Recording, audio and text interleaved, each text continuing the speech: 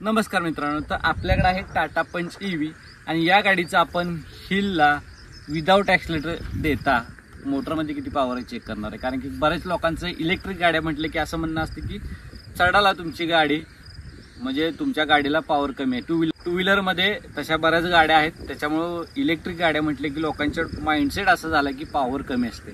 तर आपल्याला आता असा चढ दिसतोय, आपण त्या चढाला विदाउट ॲक्सिलेटर गाडी चढते का ते आपण टेस्ट करणार आहोत. यूट्यूबला पहिल्यांदाच असं कोणीतरी टेस्ट केलेलं आहे, आपण ही टेस्ट करणार आहे मित्रांनो.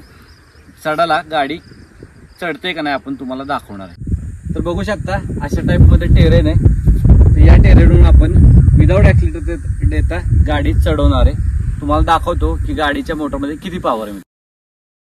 तर बघू शकता गाडी मी इको मोडला ठेवले, ड्राईव्ह मोड ॲक्टिवेट केला आणि मी ॲक्सिलेटर आणि ब्रेक पॅडलवरून पाय काढलेला आहे मित्रांनो.